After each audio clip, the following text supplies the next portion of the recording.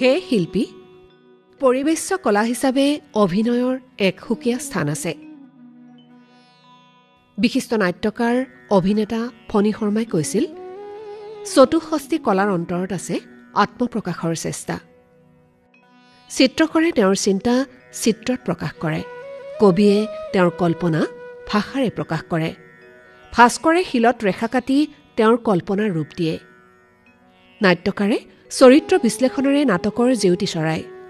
কিন্তু অভিনেতাই এই সকলোখিনি কৃতিত্ব চৰিত্ৰ অনুযায়ী নিজৰ দেহাত ধাৰণ কৰি মঞ্চত দৰ্শকৰ চকুত দাঙি ধৰে। লোকশিক্ষাৰ কাৰণে ৰংগমঞ্চ হ'ল সৰ্বশ্ৰেষ্ঠ শিক্ষালয়। প্ৰাণস্পৰ্শী অভিনয়েৰে অভিলেখ সংখ্যক মঞ্চনাটৰ লগতে অসমীয়া চলচ্চিত্ৰৰ ভিন্নধৰ্মী চৰিত্ৰত ৰূপদান কৰি অসমৰ ৰাইজৰ হৃদয়ত আচুতীয়া স্থান দখল কৰিবলৈ সক্ষম হোৱা প্ৰথিতযশা শিল্পীসকলৰ ভিতৰত অন্যতম আপুনি। ৮০ দশকৰ পৰা অসমীয়া চলচ্চিত্ৰ আৰু নাটকত অভিনয় কৰি আপুনি সুদীৰ্ঘ কাল ধৰি অসমৰ ৰাইজক মোহাচ্ছন্ন কৰি ৰাখিছে।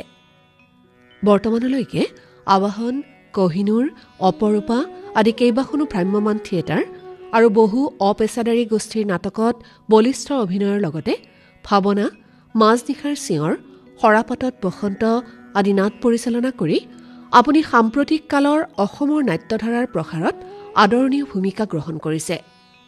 এণ্টনী মোৰ নাম, কণিকাৰ ৰামধেনু, উজনিৰ দুজনী গাভৰু ইত্যাদি অনেক অসমীয়া কথাছবি আৰু গোবৰ্ধনচৰিত, মৰীচিকাৰ শেষত, বোৱাৰী আদি বহু ধাৰাবাহিকত সুদক্ষ অভিনয় আপোনাৰ সাংস্কৃতিক পৰিমণ্ডলৰ অনন্য কৃতি। হে বৰেণ্য, সুদীৰ্ঘ দিনৰ অভিনয় কৃতিৰ স্বীকৃতিস্বৰূপে নটসূৰ্য ফণী শৰ্মাৰ স্মৃতিত আগবঢ়োৱা ২০২৪ বৰ্ষৰ সন্মানীয় নটসূৰ্য ফণী শৰ্মা বঁটা আপোনাক প্ৰদান কৰি অসম চৰকাৰে পৰম সন্তুষ্টি অনুভৱ কৰিছে। আজীৱন নাট, মঞ্চ, বোলছবি, অনাতাঁৰ কেন্দ্ৰ আদিৰ জৰিয়তে কলা শিল্প চৰ্চাৰ সাধনাৰে অসমীয়া জাতিৰ সাংস্কৃতিক পৰিমণ্ডলক সমৃদ্ধ কৰি যোৱা এগৰাকী প্ৰাতঃস্মৰণীয় পুৰুষ হৈছে নটসূৰ্য ফণী শৰ্মা। এগৰাকী আত্মোৎসৰ্গিত সংস্কৃতিৰ সাধকৰ ৰূপত আৰু অসমৰ ৰাইজৰ অন্যতম প্ৰিয় অভিনেত্ৰী ৰূপে আপুনি উত্তৰ সাধকৰ বাবে প্ৰেৰণাৰ উৎস হৈ ৰ'ব। আপুনি সুস্বাস্থ্য আৰু দীৰ্ঘায়ু জীৱন লাভ কৰক।